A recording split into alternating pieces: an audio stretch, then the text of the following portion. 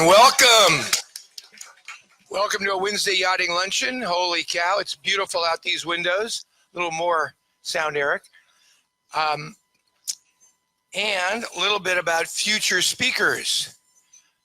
We're going to put them on the screen, Eric. Here we go. We're trying to give you all a view of the future speakers. Eric on the screen. Exactly. Catch up with him right here for a second. There you go. In December, we'll have Michael Ellis and John Geohagen and the annual Father-Son Luncheon. These are all great fun events. Jim Shine, who is a old map collector. We need old map collectors to learn all about how San Francisco evolved. San Francisco is much smaller than it is today because the way you grew your real estate in San Francisco was to shove dirt into the, what's the word for it? Bay. And San Francisco grows as he will show you, and all of California gets transformed by, all the Bay Area gets transformed by these kinds of actions. In October, we'll listen to the 130 jibe scenario of the double ditch run. If you've ever, the Delta Ditch run, have you ever done the Delta Ditch? Who's done the Delta Ditch? This is like so many jibes going that way. Then Anna Marie Schulte will be here to talk all about Sparrowhawk on the Horizon, about the original America's Cup yacht, the Yacht America, which was revolutionary. Steve Ofisi will be here to talk all about his book, Barons of the Sea and A Man and His Ship. And then we'll have Walt Bilofsky and Marion Size to talk all about the new Treasure Island Museum. And next week on September the 11th, we'll hear Susan Rooney and our own Graham Beal talk about the upcoming Big Boat series, which will include for the first time ever a classic division. Yours truly will be racing on a 1928 boat right out here in the bay, so it'd be very fun. Rolex loves the idea. Mort Beebe, who made an appearance earlier today, will be here to show us his great slides from China. And Michael Brodsky, the guy who was the key lawyer in saving San Francisco Bay from the Twin Tunnels. He'll be here to talk all about that battle. Now, a little bit about our speakers today. It's always intriguing for me to review how it is that our speakers got interested in things aquatic, and then especially in their particular specialty. And so in the case of Brandon Southwell, he was first time ever on a boat when he was 2. He was fishing with his dad and his grandpa on a lake in East Texas. Not a likely place to find a guy who's going to study all about whales. At 11, he was taking a ferry back and forth to Marsh's Vineyard when he began to feel the tug of the sea and become very fascinated with what was happening there.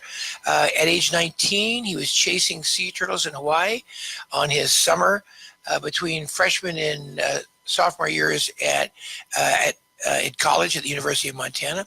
He would ultimately get a BS degree in bio and another degree in writing, a BA in writing from the University of Montana. He'd go on to UC Santa Cruz to get an MS in ocean sciences and then a PhD in ocean sciences. In 2009 to 2003 to 9, he was at NOAA studying ocean aquatics. Think about ocean aquatics. This is all related to where he's ultimately going to bring great value in this talk. And then in 2016, he, with his fellow speaker, Bob Mazurek, formed the California Ocean Alliance. His partner, Bob, he doesn't get on a boat until he is 6. And then it's, again, sightseeing on a power boat. They're looking at Chicago from the boat, and he notices some kind of draw to the sea. The same year, he does the same thing on Lake Geneva in Wisconsin, not the Lake Geneva we raced at in Switzerland, but the Lake Geneva in Chicago. And then at 18 years of age, he finds himself on a boat with flat bottomed twin-hulled speedboat with another 25 students, and they're having forays into the Florida Keys, and he's being drawn more and more into scientific research. He trains on operation and safety on that boat and becomes one of the safety folks on the boat that gets trained specifically on how to save people if their boat sinks. In 1999, he's off of Moss Landing on a whale observing boat. Still doesn't know that he's going to be where he is 20 years later.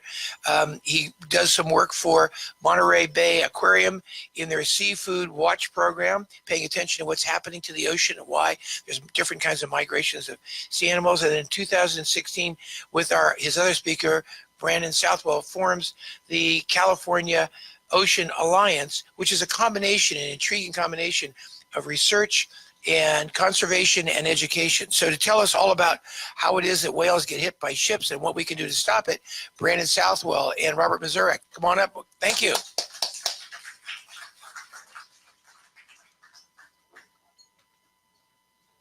Thanks very much. I'm going to start and then I'll hand it over to Robert. I've had the privilege of talking twice here, and I talked about sound in the ocean before and ocean acoustics, and a lot of my background is in that, but we're going to talk a little bit about some of the conservation programs and specifically issues related to ship strikes today.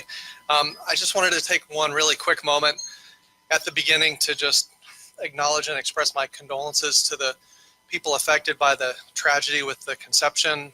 That's a boat that we worked on. I spent some time on it. I knew people involved in that, and I just wanted to say that. I know it's a different community, but that was weighing heavy on many people's hearts. Just a brief bit about California Ocean Alliance. We actually brought some things if people are interested in some of the things that we're doing. There's kind of a whole arm of research, some of it that relates to these issues about conservation that we're going to talk about today. There's a whole program of education that I mentioned the last time I was here that's we had a really successful year. We take high school kids, we put them on the ocean, we take them on boats, we show them how we do research, we get their hands dirty, we do necropsies, they see live animals, they see dead animals. It's a really cool education program. I'm not going to talk about it in any more detail, but we've got some things about that program because I really believe in engaging and inspiring the next generation. And then we're going to talk a lot about some of these conservation initiatives. So, the overall group is intended to do research that leads directly to policy decisions, that's interwoven between science and policy, and we focus on marine mammals. There's a lot of work that has other kind of relevance as well, but that hopefully allows these animals to thrive into the next century. And a lot of why there are people from Stanford University and the University of California, Santa Cruz, and MBARI, and Cascadia is a research organization in Washington. I have a small business that does marine research. So there's people from the private and the public sector that are partnering through COA. And we're trying to sort of directly connect people that are doing research with decision makers and policy makers to try to effect action by working with people directly and proactively. I'm going to skip over mine. I think, Ron did a good job of introducing me. I had that little NOAA logo there. I did work in Washington and was involved in the ocean acoustics issue there at a time when it was all the way up to the Supreme Court with these Navy cases. And we have been very involved in trying to do some quieting technology for large ships through the International Maritime Organization. That's kind of my background. I'm linked with UC Santa Cruz. I do a lot of work on the Outer Banks through the Duke Marine Lab and this nonprofit that we have, COA. Robert, do you want to just give your quick bio? Sure. I mean, just as a way of introducing both of us. So Brandon gave a little bio. My start in marine conservation started 20 years ago this year in 1999. I was the first employee of a program called Seafood Watch at the Monterey Bay Aquarium, which really introduced consumers to making decisions on what to eat at the dinner table based on the sustainability of the fish in the oceans. And at the same time I was doing that, the Marine Life Protection Act was passed in California. And I, after spending 5 years at the Monterey Bay Aquarium, I started working at developing the management planning scenarios for this network of 120 marine protected areas that are dotted across the coast of California. And that got me into doing more international work, working with governments around the world in creating very large no-take marine reserves, what we call the first generation of national parks in the ocean. And my international work led to other international work. And for the last 5 years, I've spent with a focus on the Western Indian Ocean off of East Africa and working with governments, 10 governments around the Western Indian Ocean to help them better manage the resources. And so, you know, Brandon and I both have kind of started out our careers locally, and as we've risen in our careers, it's taken us far, far away from our homes, which is the coast of California. So one of the main reasons we feel really inspired to have created the California Ocean Alliance with other close colleagues of ours is to bring some of our experience back home to our backyards. So we're really happy to be here and talking to you about our backyards. So I will leave it at that and talk a little bit later. Great. Thanks, Robert. Okay, so we're going to try to go through kind of a bunch of things and stick to as close to our time as we can. I'm going to give about the first third of this, and then Robert's going to give the rest. We're sort of transitioning straight into what we're calling this ship strike initiative that we're putting together and has recently been initiated. So we'll talk briefly about blue humpback and fin whales primarily on the West Coast. How ship strikes are contributing to the kind of challenges in recovering those species. You're probably pretty familiar with gray whales that have really recovered pretty well. Some of these other species have not come back quite as well. There are other people working on this issue.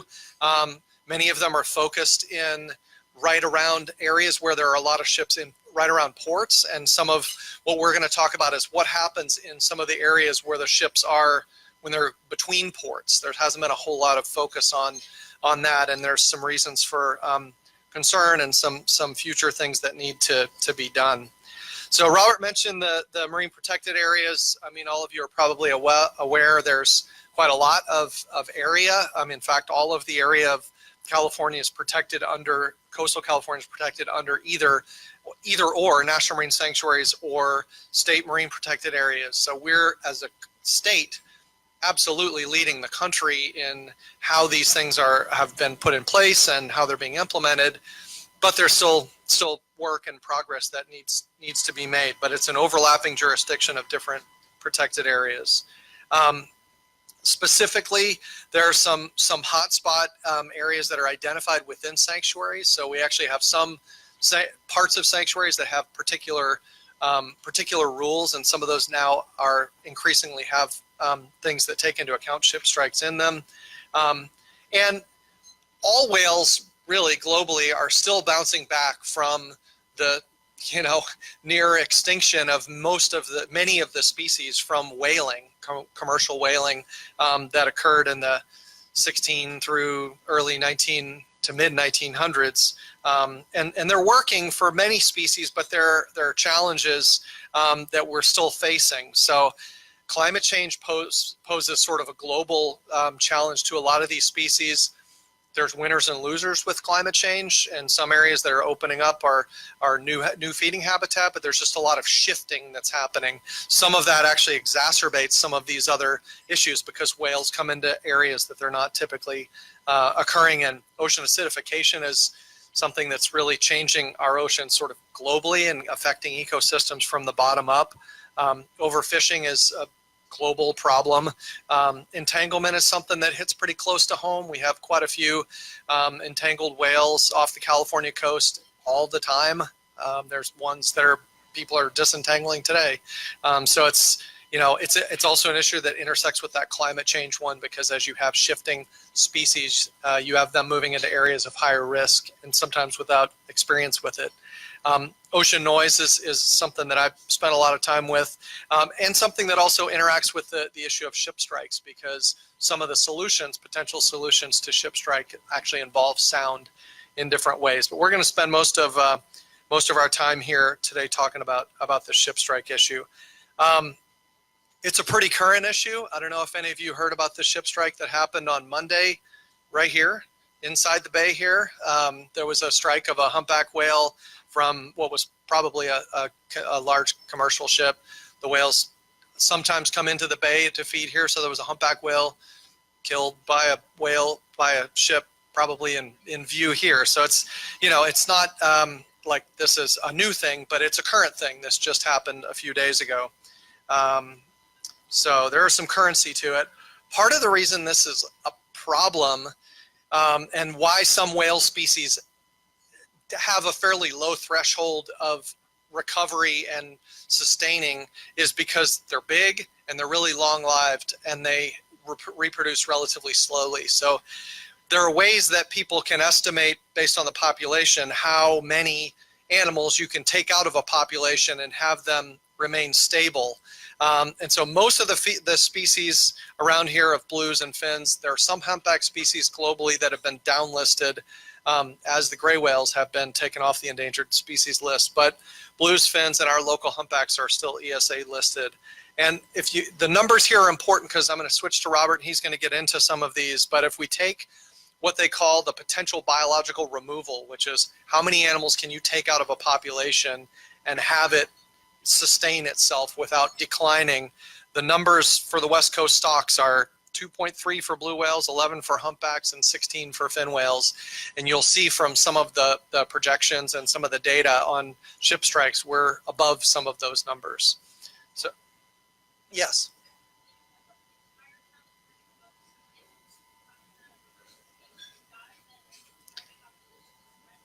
The prediction from PBR is how many species you can remove without having the population decline. So there's uncertainty in some of that, but the numbers are not really high, and they're lower for blue whales because the population of blue whales has recovered less than some of the other species. But I'm just gonna put that into context for us on some of the issues related to ship strikes.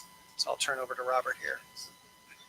But to further answer your question, I mean, it's so this is human induced, so it's specific to that this estimation, and if you put that into context, that one whale that was killed Monday out here was one of the 11 humpback whales that could be killed by humans each year for the population to still be considered recovering.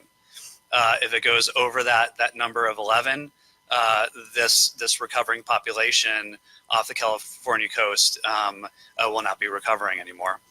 So if you think about how far we have come since the days of whaling, where we're finally starting to grow these populations, and you start looking at these numbers, you realize that our margin for error when it comes to human-caused deaths of these whales is significant. So that said, as you could all imagine, and the reason that we're here today with this new initiative that we're focused on is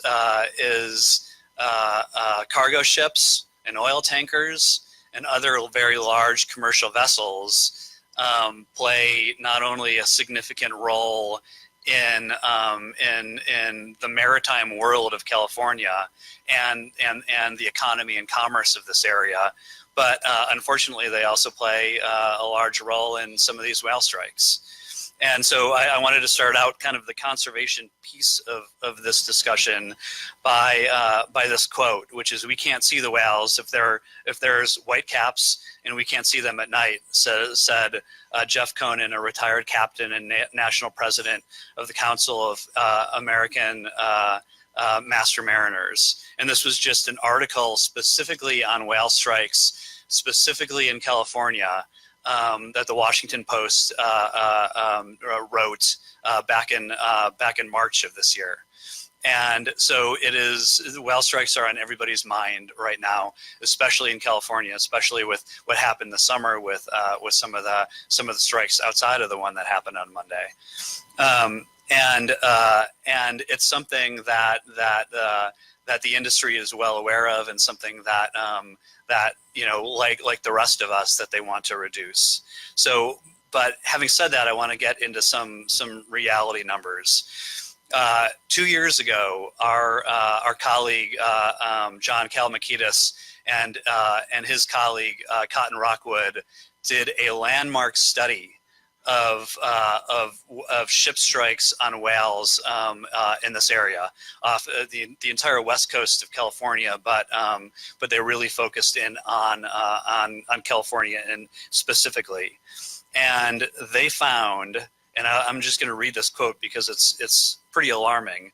"Our most conservative model estimated mortality to be 7.8 times, 2.0 times, and 2.7 times the U.S. recommended limit for blue, humpback, and fin whales, respectively, suggesting that death from vessel collisions may be a significant impediment to population growth and recovery."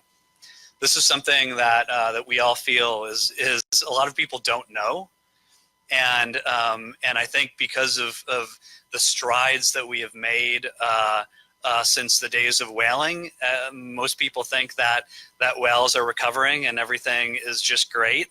But if you actually get into the numbers of what this means, it's not looking so good. And this is, as I mentioned just now, reading that quote,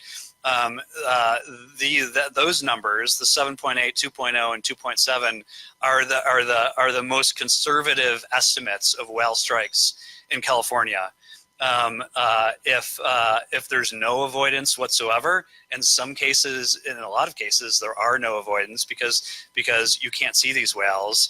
As you could see in this slide, it gets up to 40 whales could be killed based on these models for blue whales, even though the take limit is 2.3.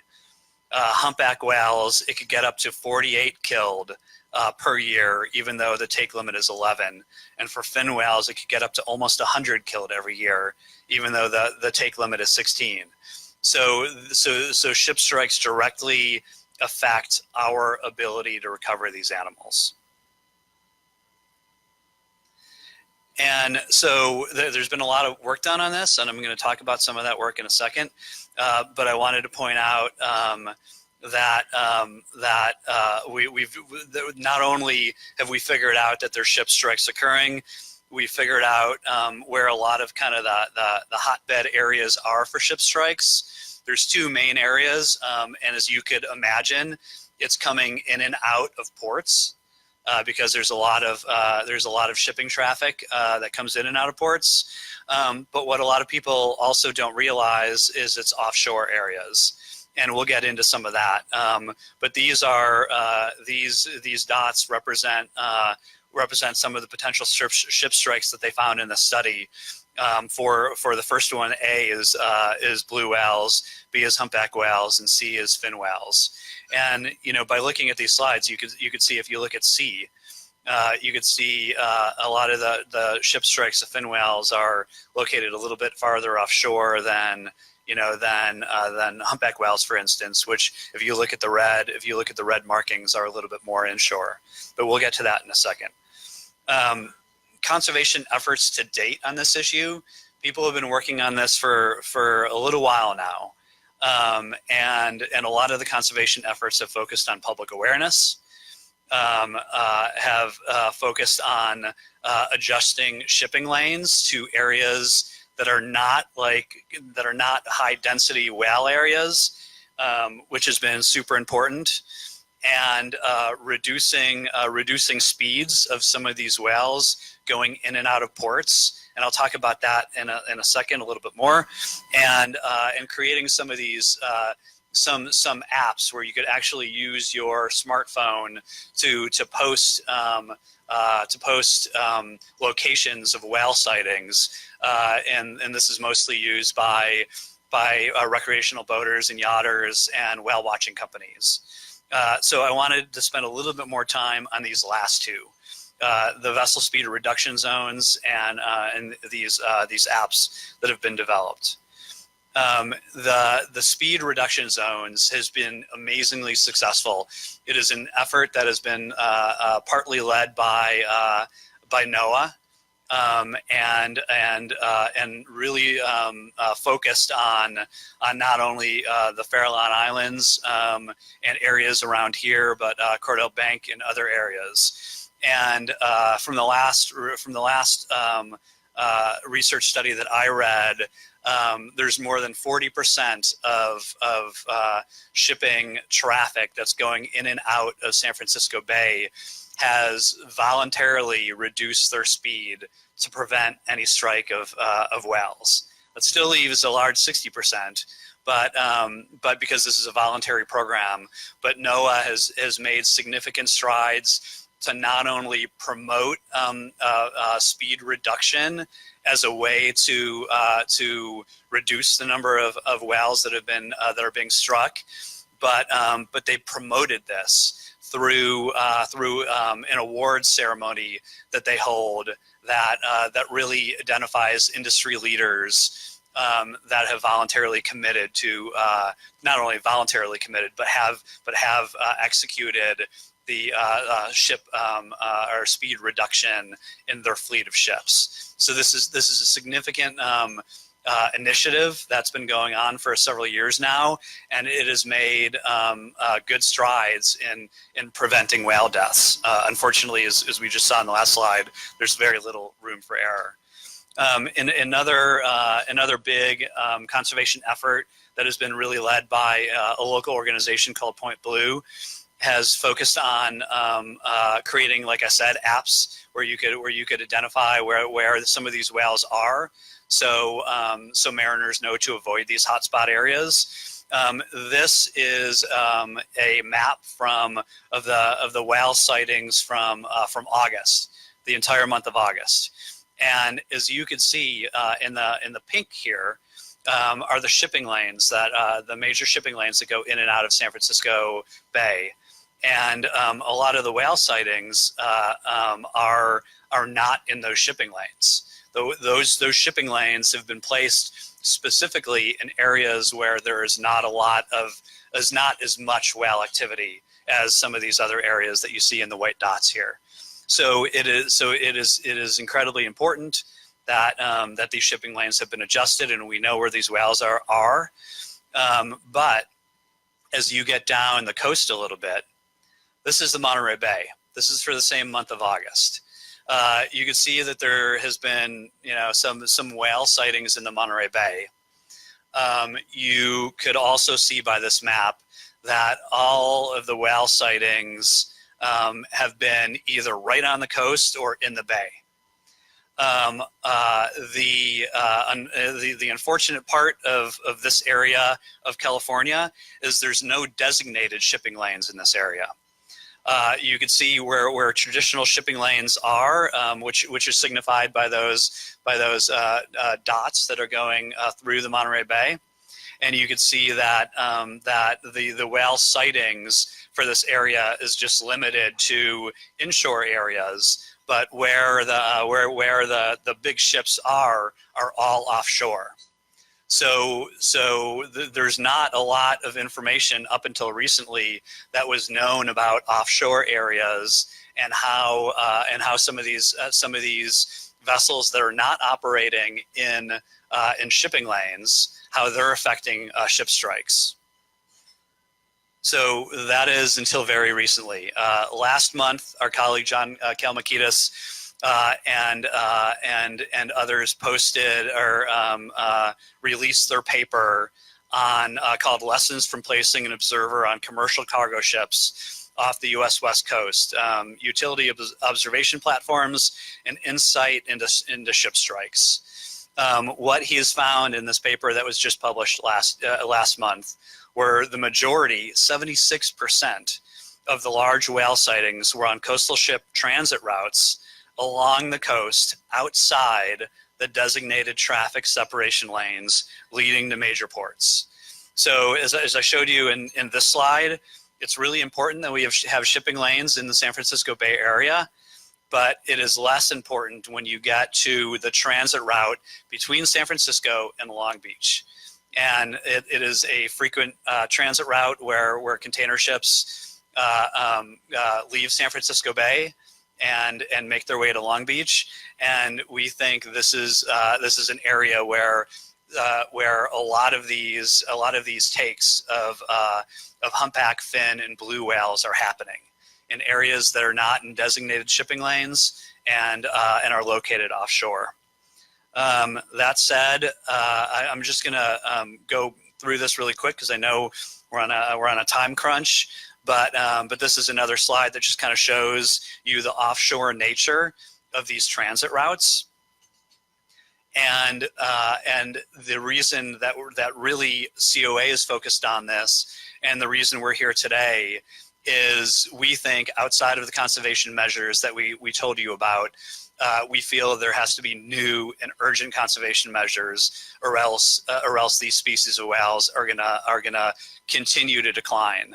And these conservation measures are conduct additional research on whales using key areas and optimal routes between Oakland and Long Beach, specifically doing research on areas that are offshore. So we even gain a better understanding of when whale strikes happen and how they happen.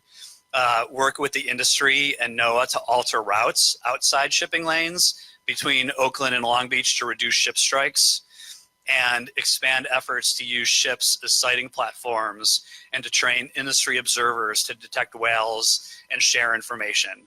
And this goes along with this last point, which is increase real-time information exchange on whale sightings. I like to give this illustration for you, where if you're on a plane and you're traveling somewhere, and the pilot gets on the radio and says, folks, looks like there's going to be some turbulence up ahead. I'm going to try to reduce my elevation to avoid this turbulence.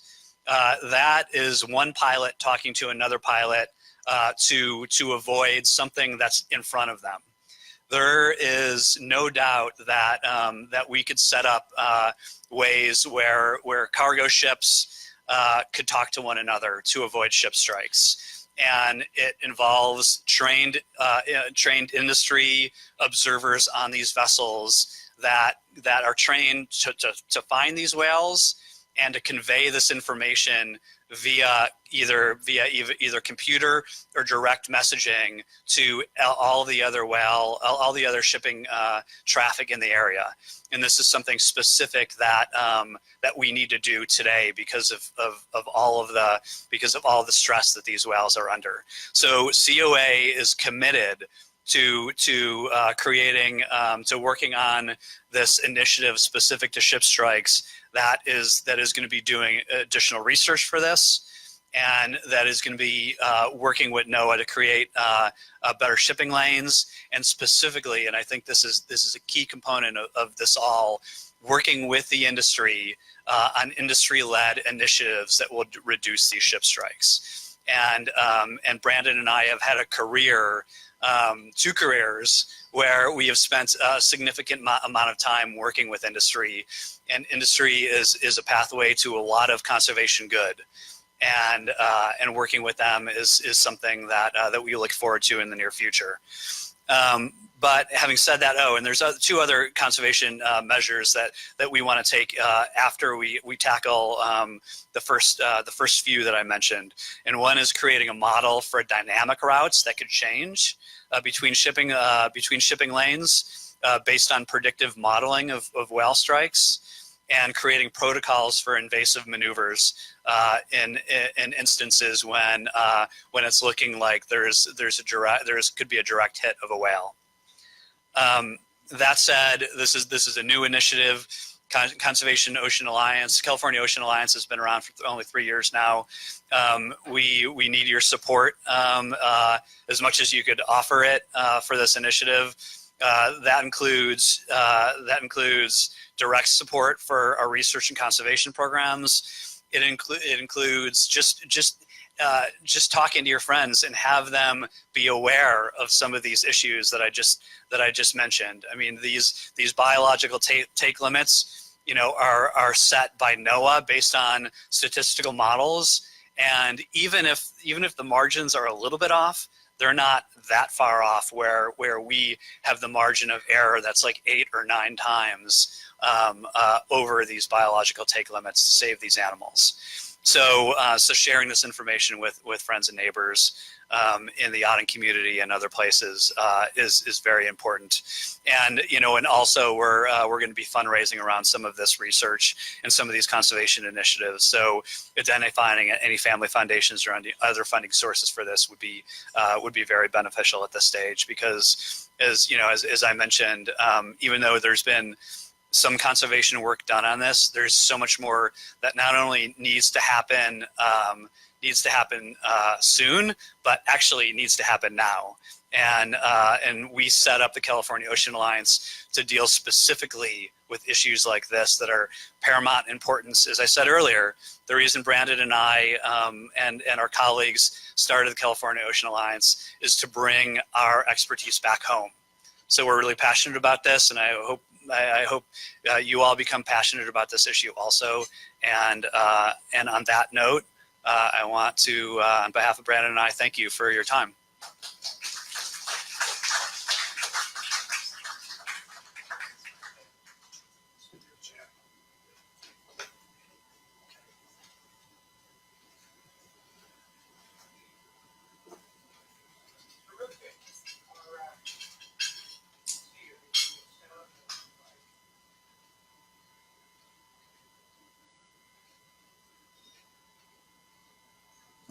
Not yet. There we go. Welcome to Wednesday Yachting Luncheon. Our speakers today, immediately next to me, Brandon Southall and Robert Mazurek, are both very interested in diminishing, avoiding, decreasing whale strikes. And in pursuit of that objective, they have created the California Ocean Alliance, as we've just heard. And so we're going to ask questions of them. If you have a question, Paul Kamen's going to stand up and he'll hold the mic. So if you have one, you put your hand up and we'll get a mic over to you. In the meantime, I'll keep asking questions. So first of all, tell me, what's the population of the whales which are in danger, essentially, what the population of the potentially strikeable whales? It's not all whales. It seems like more whales are being struck near ports when boats, when they're concentrated, when they're in and out of ship lanes in ports. Is it the case that they're not happening as much in the middle ocean as they're happening near the port of Oakland, near the port of Long Beach, and so on? So if that's the case, what's the size of the endangered population? How many? Okay, take this mic. Well, it depends on the species. So blue whales have kind of been the slowest to recover. So sort of there's variable models, but you're talking about somewhere around 1,000 animals on the California coast. We think that part of this issue about strikes and the focus being in ports, it's obviously the ships become more concentrated. Whales tend to occur more commonly. Blue whales often feed right on the coastline, as do gray whales. So there's probably a higher probability of occurrence, but there's also just a higher probability of seeing them. So the whales may be more likely detected in those areas. I think John Kalmbakidis, who's been working on this issue for a long time and works with us, is always referring me to a 1 in 10. So if you see a whale that's been struck, there are probably 9 other ones that have been struck that aren't seen, because sometimes the whales are struck and they sink. they're struck and they're swept out to sea. They're struck and they, come up somewhere where they're not really seen. If a whale strands in San Francisco Bay, someone's going to see it. So it's an issue of it being more concentrated in these areas, but in the places, as Robert said, where we're seeing animals, when you actually put people on the boats to go through those areas, the ships are encountering them, and there's probably a lot of strikes happening there that people just aren't seeing, because sometimes, and you see these big ships come in, a ship the size of the one that came through here 30 minutes ago could hit a humpback whale and not know it. That seems kind of hard to believe for a sailboat, but a ship like that, we've had ships come into port with whales draped around the bow of the boat, and the ship is just not aware that they struck a whale. So it's some of it's an issue of visibility. Which gets us to the question: how could, in fact, a ship avoid a whale that was in front of them, that was going to be on a collision course with them? Yeah, these really large ships take a huge amount of time to maneuver and to slow down. Some of it's probably more about, and John and the Campbell Keeson Flynn paper that just came out looked at different avoidance as a strategy and different probabilities of avoidance working for different types of ships. That's probably more meaningful of a strategy, an evasive maneuver for like a medium-sized boat or for a sailboat than it would be for a really large ship. Some of it there is more things about awareness, right? If one ship goes through and says, because oftentimes these whales feed in groups. So if there's an aggregation of 20 blue whales somewhere and a large ship goes through and they see that and they can report back to someone that's behind them, the more meaningful thing that the really big ships can do is to slow down, because it reduces the chance of strike and it reduces the risk of mortality if there is a strike. So there are limits to what they can do in terms of maneuverability, but awareness is a different issue. So just on this topic, since there are 1,000 whales and there are many more ships traveling around, what if we marked the whales in the same way that a ship is near with AIS? What if we marked the 1,000 whales so we'd know they were there? And or what if we put on whales a device which changed and signaled to them when they were near a ship? So there's been some effort on both of those things. That we actually use tag technologies to track and know where whales go. Tagging all of them would be logistically challenging to do. Some of them don't report. They'll report for a short duration of time. It's probably infeasible to try and tag all of them. The issue of alarming is like it's done. You might have seen that with deer. They'll have something on a car that like has a sound on it that they could hear the car. It actually doesn't work really well for several reasons. One is the animals get used to it, and in a place, if you had a bunch of indicators, they just become habituated to it, so the efficacy of it goes down. There's also some things that are potentially counterintuitive to that. I had a colleague that did some research on alarm calls for right whales on the East Coast. There are right whales where there's only 350 of those, and they're really getting hammered by entanglement and ship strikes, and they played sounds to try to alarm them to the ship was there.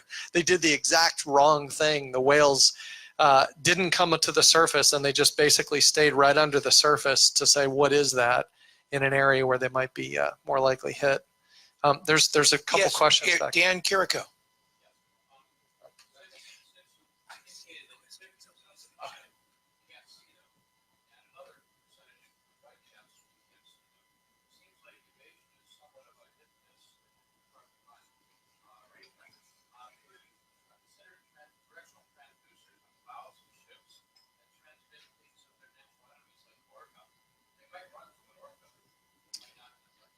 So the question was, what if we put on ships some ability to recognize or signal to the whale that this is an orca or this is another predator? Yeah, again, there has been some research that's been done on that. We know that certain species are really responsive to orcas. In fact, actually, that's getting back into the sound issue. Some of the issues with sonar, military sonar, probably has to do with an anti-predator response that in some animals induces a stranding reaction. So you have to be a little bit careful that you're not creating a different problem and trying to solve one. It is a part of the discussion about doing things that make ships aware, because there's a couple of physical reasons about the sound why right in front of the ship near the surface is one of the least audible places for the whale to hear it. It has to do with shielding of the ship. It also has to do with reflections right near the surface. Yep, there's a company called Far Sounder that makes forward-looking sonars for yachts to avoid collisions with things. They've done some tests with biological targets that are promising. Some of it so there are people that do that. Jim Miller from URI is involved with Far Sounder. I think probably has a little bit more applicability and range for small to mid-sized vessels than for some of the big ones, but yeah, you're identifying some of the potential tools in the toolkit. Some of those things have existed and have failed to kind of address some of this. But yeah, you're right. There are sensing ways. The biological alerting biologics one is some of those things just require more research and more thought so that you don't create some sort of a different problem. We have another question in front. Yes, ma'am. I was going to ask the sonar one because sonar's been around for a long time. I saw it a lot in deep sea mining, and I'm surprised, I'm shocked that it's not being used to protect these whales, and obligatory on every ship to have one of those. And secondly, in 1902, a family member developed a way of spotting submarines underwater in a balloon looking down, okay? There should be ways of drones or something to spot whales by this point. And I mean, this should immediately go to NOAA and other forces and be done. That's all there is to it. Yeah. So just in case anybody couldn't hear it, she was suggesting several kinds of new technologies that could be deployed for ships to know about whales, potentially like drones or balloons that were near ships that could be very inexpensively deployed in front of a ship and could basically spot, because they're looking from high in the sky, potential whales. So what about those kind of solutions? Yeah, there are other tools in the toolboxes. We're using unmanned aerial systems to map beaches and look at seals and turtles, and for research projects where we're measuring behavior. So they're quite available. The challenge is, getting those things implemented as a matter of course and requiring people to do it. Some of these things are condition specific, so they're not all, they work differently, or they may work better in certain conditions. When you have animals really near the surface, the active sonar can be complicated by sea state, or in bad weather conditions, it's hard to fly drones. So, but I don't. Both of your points are good ones, and they're parts of the discussion. And what new or old technology applied to this is needed. Yeah. We're in the world of technology. We can figure out how to solve this kind of problem by more research and identifying what are the key issues. So I welcome all these potential solutions that are surfacing. Paul Kamen's actually hit a whale before. Paul Kamen, what's your question? Jim DeWitt is up next, but I'll add one short comment. Please. Submarines generally operate very close to the surface compared to their length and their speed. So there is a Kelvin wave train behind a submerged submarine. And whales, my understanding, is dive deep to feed. So the balloon solution probably doesn't work for whales. Anyway, next question. Next question from Jimmy DeWitt. Thank you, Paul. Do whales ever hit small sailboats? Yes. Yeah, whales, land on kayaks sometimes. So we've seen, some of our colleagues at Stanford have developed these video tags that we put on whales. And we see them when they're in these big feeding aggregations, they bang into each other. They occasionally get sea lions in their mouth, it depends on the species. It also depends on the species where they feed. Blue and humpback whales lunge feed directly at the surface oftentimes, but they also feed deep. But it depends on the species. But we definitely see ones that, will bang into things around them, especially when they're really feeding. And we think that may be part of it. When they're motivated, when there's food present in concentrations, that they're less likely to pay attention to things around them. a friend of mine was bringing his boat back from the single-handed Transpac. And as far as he could tell, there was only one whale. And that whale came over and whacked him and bent his rudder, and he had to limp into Monterey to get it straightened out. So maybe some of the whales get revenge every now and then. Yeah, I think we're still winning, unfortunately. And then Marietta XL was a boat returning from Hawaii, which is a well-known example. The story there was that they accidentally sailed between a calf and the calf's mom, and the mom didn't like that. Another question from the audience. Look at Paul. He'll bring you the mic. Yes, John. John Cumberpatch. The aspect of the vessel speed, I was thinking about that. If it goes slower, it spends more time in the shipping route. If it goes fast, it gets through there quickly. And secondly, do you think Mr. Trump cares about the whale population?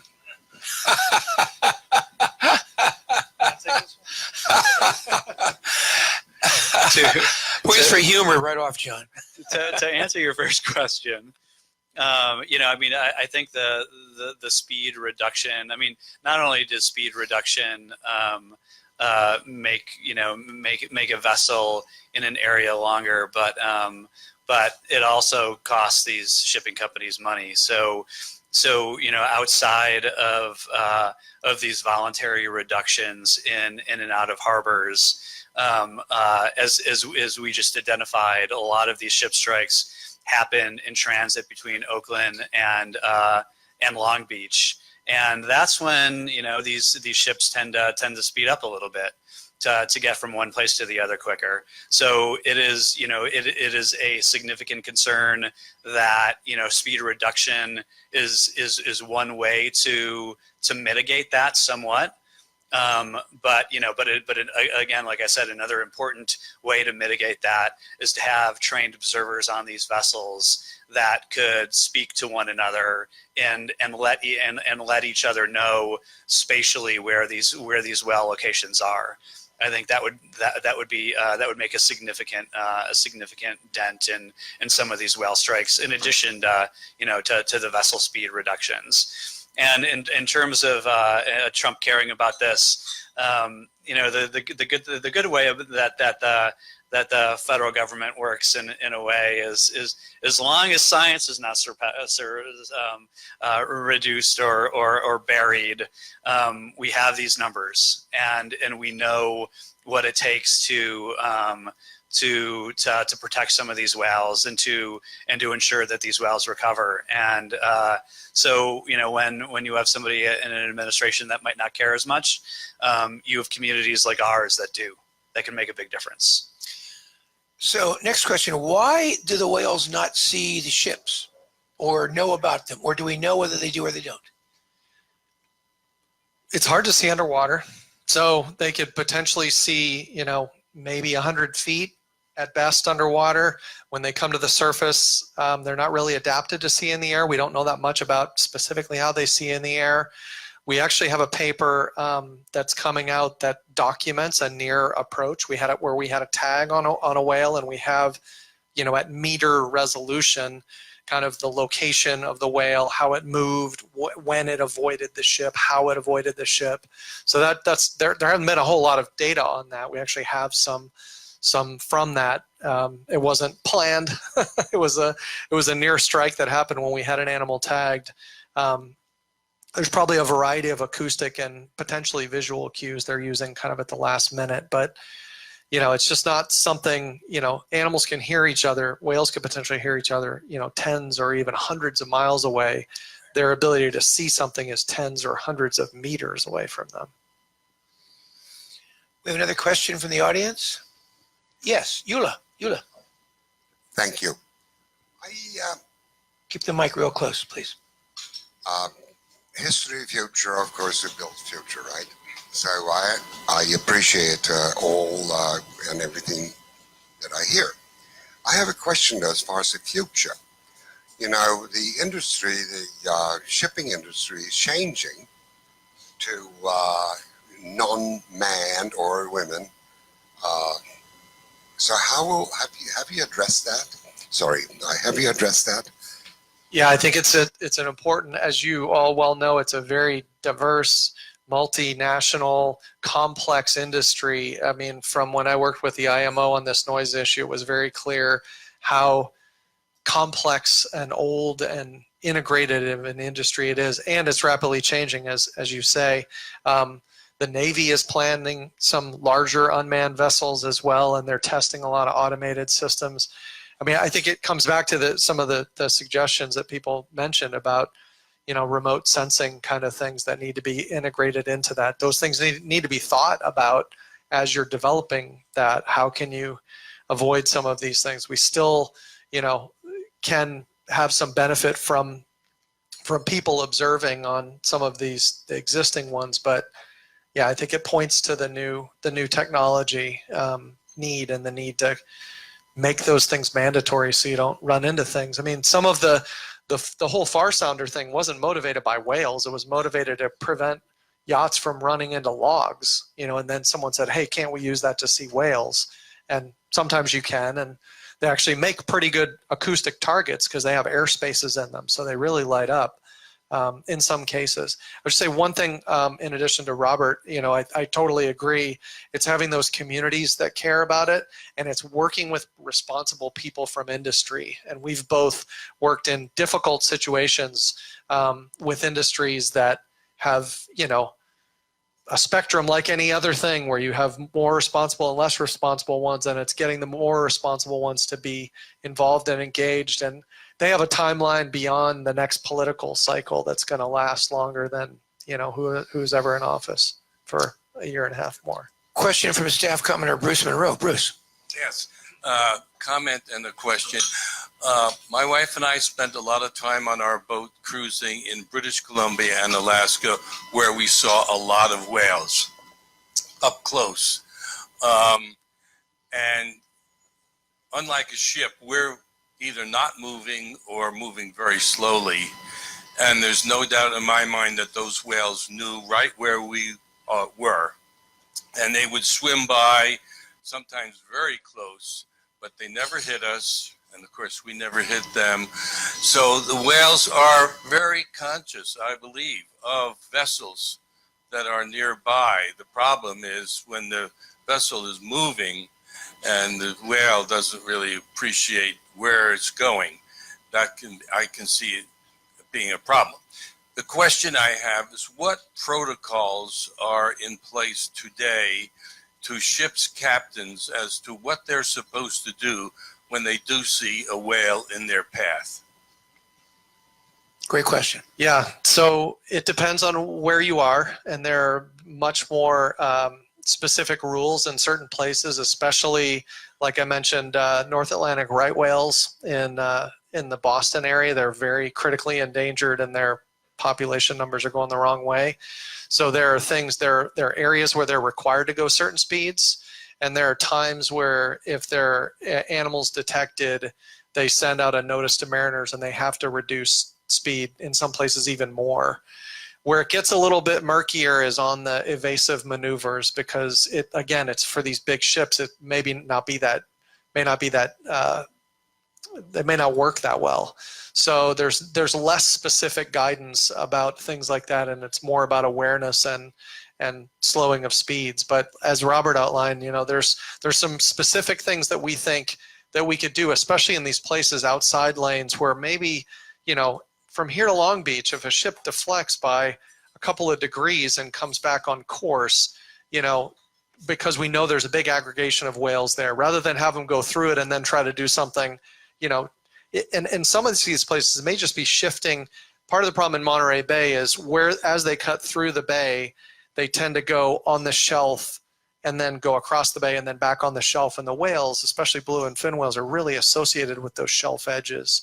So there may be some small things we can do. But to answer your question directly, they've mostly focused around slowing in certain areas. And was it humpbacks that you were with? Yeah, it's incredible the awareness that they have in those kind of circumstances. I was in a small rib, just a little dinghy boat in Alaska, and we had a humpback come up on us. The flukes were on both sides of the boat, and it never touched the engine. It was right around the boat and was just looking at us. It was one of the most amazing moments of my life, but it knew exactly where we were. And I think these animals have a lot of spatial awareness. It's just when they're places, when something's coming at them really fast, or they're in these aggregations where there's a lot of animals around. In Monterey Bay, we have aggregations of humpbacks, sea lions, dolphins, diving birds. It's a total cacophony of animals in there. And I think in those circumstances, and when they're really motivated to feed, they kind of lose that awareness that they have in these intimate interactions. I wanted to say, I mean, it definitely correlates directly to the size of these vessels. I mean, it's as Brandon said, as a boat's coming right at you, you get to that point where, do I go right? Do I go left? Uh-oh. And that's what's happening with these whales. Another question from the audience. Yeah. For the voluntary speed reduction, you said you had a 40% take up rate and 60% not. Is there any pattern to who has complied, and are there any actions we can take? I mean, the companies, is this a highly diverse, lots of companies? Is it 3 companies? Are they U.S. flag? Are they non-U.S. flag? Is it like only, if we only got one more big company to agree, we'd get another 30% of the traffic? Like, what would be the key to flipping that 60-40 the other way? Well, I mean, so I think it's rising. I think what NOAA is doing, and this is one of the NOAA-led programs, what they're doing by recognizing those efforts, I think is making, I mean, it didn't start at 40. It's gone slowly up, and I think it's going to continue to go up. They are some of the bigger companies. I think having a few more big companies that agree to this, and they're multinational corporations, will easily bring it up to 60, 70, 80%. But I wanted to point out again that this is only for those areas in San Francisco Bay, for instance, which already has shipping lanes, as I showed in that picture, that that's pretty good at avoiding the whales. So that speed reduction, but those shipping lanes are critical. It's really the areas offshore that are between here and Long Beach, where there's not speed reduction programs like that, and there's not designated shipping lanes. Those are the ones that we feel that really needs to be dealt with in order for us to be successful. So I have a question about where we are in this sort of problem solution cycle of this. How long ago were we beginning to notice ship strikes? When were you aware of them? Is this a 20-year-old problem, a 300-year-old problem? When have we really started to see it? It's been an issue for at least 50 years that people have been aware of. 50. So there have been, 50. I mean, I think some of the awareness of things like, hey, this could be as big or even more of a problem away from ports is a really new issue. I mean, that's really just a couple of papers that have pointed this out through doing modeling and then now doing actual direct observations. So it's an old issue in terms of people are aware of this. People have been aware of this in Florida for a long time when small boats hit manatees. We've seen scars on animals that have come from, a long time ago. So it's an old issue, but we're kind of realizing some of the breadth of it, especially in these other areas more recently, and people are now starting to apply some new technologies to it. So it seems to me like we have to think about you might want to think about ways to incentivize solutions. You guys are in the business of increasing awareness, and you potentially could go someplace to get funding for incentivizing solutions. Google, other people might say, here's a prize for diminishing ship strikes via the many technological solutions that could be out there, many of which I've heard just today for the first time. Yeah, Robert mentioned the NOAA programs. They give certificates to these the companies that are involved as kind of that's not necessarily a financial incentive. There's a program going on in the Port of Vancouver right now where they're it's kind of an integrated ship strike risk and noise reduction one where they're looking at quieting, and they're basically, the Port of Vancouver is giving ships that incorporate some of these measures cheaper fees, dock fees at the Port of Vancouver. So there's a program called Green Marine that's using some certification program. So there's a few things starting like that. We've not had anything like that along the California coast other than the reduction, kind of attaboy things that they have, which are great. But, I think there could be more along those lines. I mean, I wanted to say that I have no doubt in my mind that there needs to be so much more education and outreach geared towards the industry. Because, I mean, these are folks that are mariners, true and true, that became mariners for a reason, and just educating them about some of the science behind this, and about some of these recovery efforts and some of these adverse effects that the shipping industry is causing, I think will, if you're talking to the right people, it's not going to be everybody, but if you're talking to the right people, I really think that that they could champion this issue just like everybody else can. So as part of this California Ocean Alliance initiative, we really want to spend time doing education and outreach to the industry, and really sitting down with some of these not only executives but middle management and mariners, and really educating them about this. And I think it'll make a difference. Another question from the audience, Jim Hancock.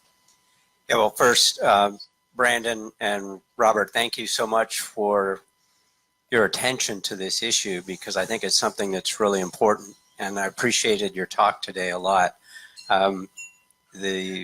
The talk that you gave got me to reflect a lot on my own experience with whales in my life, and in fact, I realized that the very first report that I did in school, probably I was second or third grade, was on whales. It was on blue whales, and I remember drawing a picture of a second grader picture of a blue whale. And in college, one of my student projects was designing a probe to be implanted in whales using a crossbow. So I've had all these encounters, and I've had personal encounters with whales on the water, both a whale strike with a boat, and remember being in a dinghy with false killer whales coming within arm's reach of me, and I stayed there for, it was over an hour while these whales came up to me and were checking me out. I mean, it's just fantastic. So anyway, I'll get to my question here, which is, a number of years ago, I remember reading about dolphin research, and they were studying the sounds that dolphins were making, and had discovered that they had distinct sound signatures that they used to identify individuals in their pod, suggesting that they actually have a language, right? That if you can identify an individual, you can probably identify other things in your environment. So my question is this: what progress have we made? Well, let me back up a second. It seems to me that the solution with the whale strike problem somehow involves communication, either us communicating with the whales or the whales communicating with us via transponders or something like that. So either we know where they are or they know where we are, so that we can avoid each other, because I'm sure they don't want to be hit any more than we want to hit them.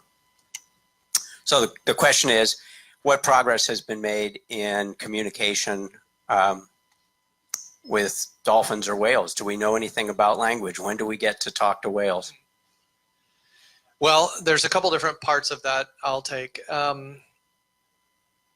It's in dolphins that these really highly social species that have these signature whistles you're referring to, and it's remarkable. It's like a name. It's used in a syntax like a name in interactions.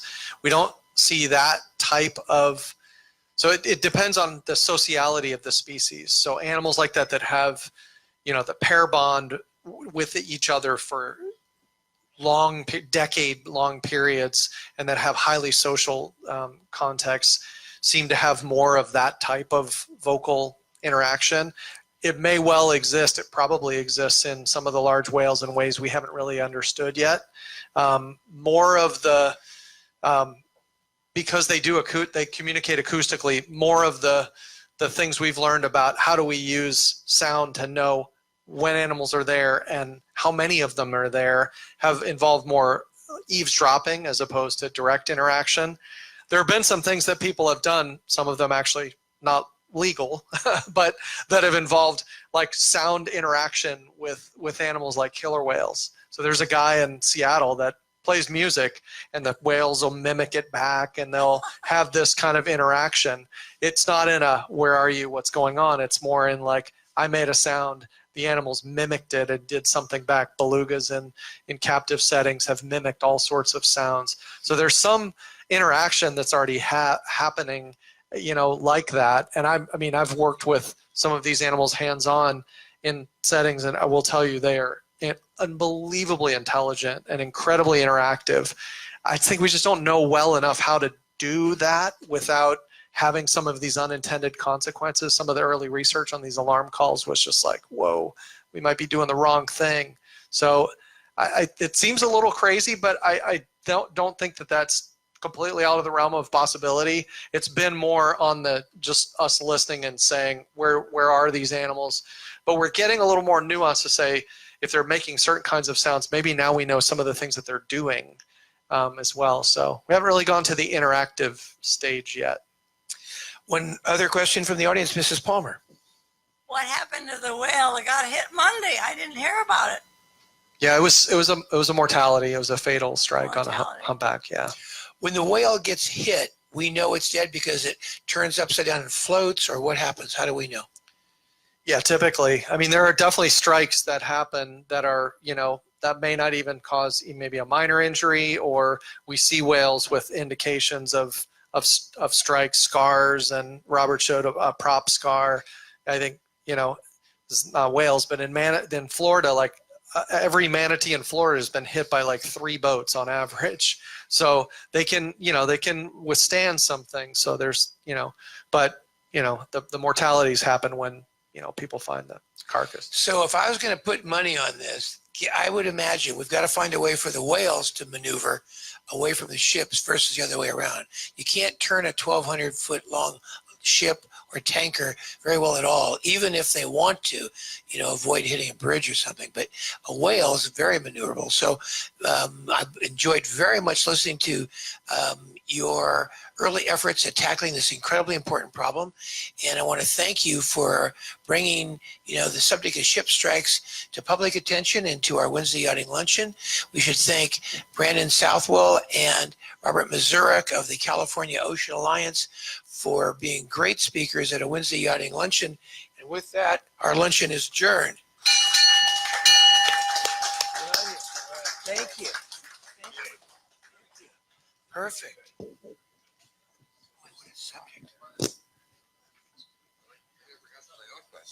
Okay. From that, I was on a boat to get a whale.